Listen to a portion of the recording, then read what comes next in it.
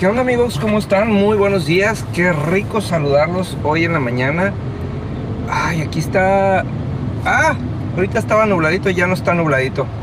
Pero bueno, seguimos en este increíble tema que yo la verdad es que creo que me equivoqué con el título, pero se llama La Ruta hacia la Prosperidad. La verdad es que no tenía mucha idea exactamente de cómo ponerle, pero lo importante es que hablemos acerca del tema de la prosperidad y que entendamos la prosperidad como Dios la entiende, y eso es importante. Le recalco rápidamente, prosperidad viene del vocablo latín prosperitas, que significa lo que lleva una inercia a favor, y estamos hablando en este caso del reino de Dios. Y segundo, habla acerca de aquello que constantemente supera nuestras expectativas. Eso significa prosperitas y eso significa prosperidad. Y estamos tomando como base para entender esta palabra o este concepto de parte de Dios el Salmo 1, versículos del 1 al 3, que dice: qué alegría para el hombre que no busca o que no recibe el consejo de malos, que no se junta con pecadores, que no se deja influenciar por los burlones, sino que en la palabra tiene su deleite y medita en ella de día y de noche. Este hombre será como un árbol plantado que da su fruto, como un árbol plantado junto a aguas corrientes, que da su fruto a su tiempo, que su hoja no cae y que todo lo que hace prospera. Ayer hablábamos acerca del concepto de que nuestra alma tiene que aprender a sujetarse a nuestro espíritu, y eso será el canal para poder empezar a conectarnos con ese concepto y ese estilo de vida de prosperidad. El día de hoy quiero hablarles de una parte que yo creo que es la que más me emociona. Yo creo que esta y lo que vamos a hablar dentro de un par de días acerca de las hojas que no caen son las cosas que más me emocionan, pero le voy a explicar por qué. El día de hoy vamos a hablar acerca de esa parte donde dice es como un árbol plantado.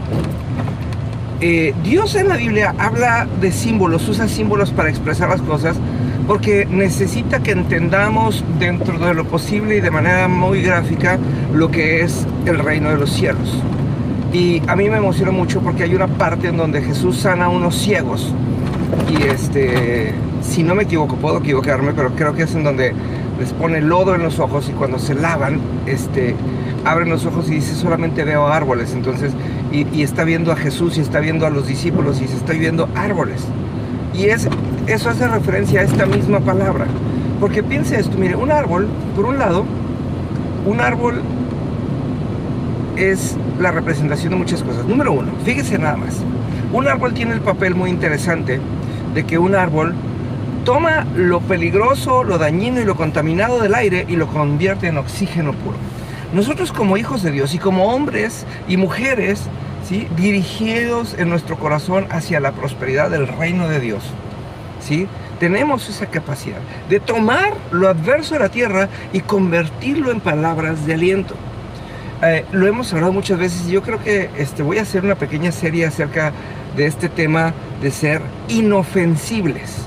Quiere decir que difícilmente algo nos ofende y que difícilmente algo nos afecta cuando estamos alineados al corazón de Dios. Entonces, una de las cosas que cuando nosotros entendemos ¿qué necesitamos para ser prósperos? Necesitamos empezar a entender no lo que pasa alrededor de nosotros, sino la motivación de cada persona alrededor de nosotros. Y cuando entendamos la motivación que tienen, entenderemos el por qué funcionan y reaccionan de cierta manera. Y entonces dejaremos de tomarnos las cosas como personales y empezaremos a entender cómo ayudar a estas personas, cómo hablarles de una manera que puedan recibir apoyo y aliento.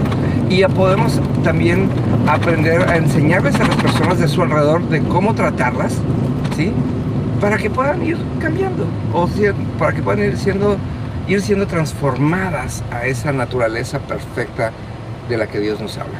En fin, número 2, un árbol protege o provee sombra.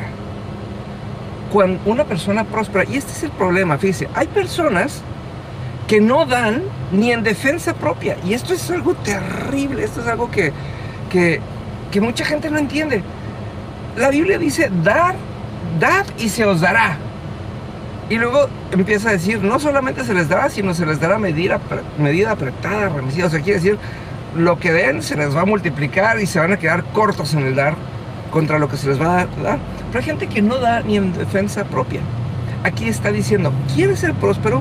Necesitas empezar a ser sombra para otros, necesitas ser protección para otros, necesitas estar dispuesto a cuidar de otros, emocionalmente, espiritualmente, moralmente, pero también económicamente. ¿Quieres ser próspero? Empieza a ser sombra para otros, empieza a dar cobijo a otros, y esto no quiere decir sacar 5 pesos y dárselo a la gente que está en la calle. Híjole, ya me voy a ir largo, ni modo. ¿Sí? Esto quiere decir, cuida a gente, paga sustentos, mantén viudas.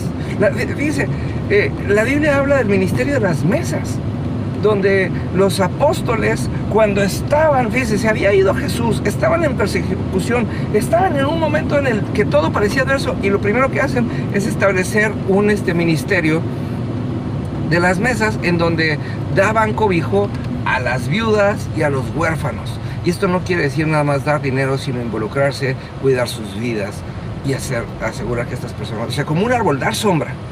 Número 3, ¿sí? Número 3, un árbol es un lugar en donde otros anidan.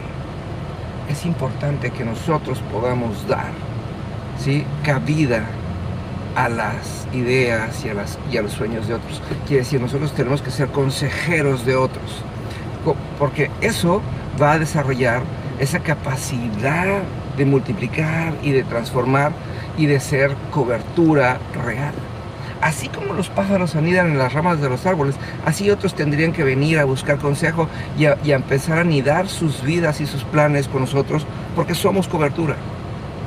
Pero no, esto no es una carga, quiero que lo entienda muy bien, esto no es una carga, esto es una capacidad que el Espíritu Santo nos da en el momento que decidimos ser árboles plantados, ¿sí?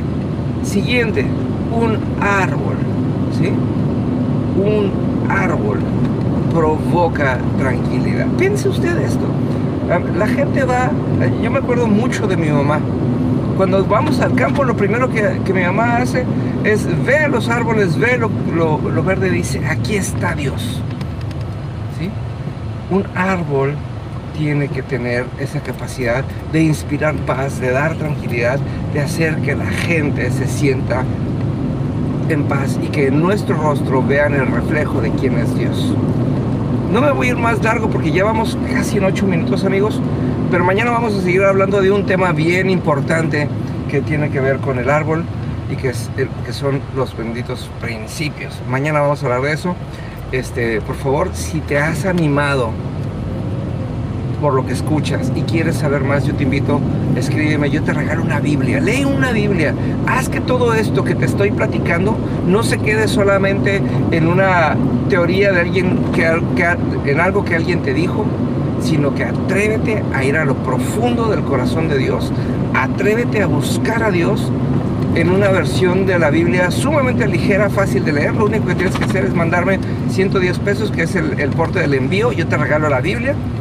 Y si no tienes los 110 pesos, hay personas que están mandando constantemente sus apoyos para que tú puedas recibir esa Biblia, así que anímate. Nos vemos pronto, que Dios te bendiga.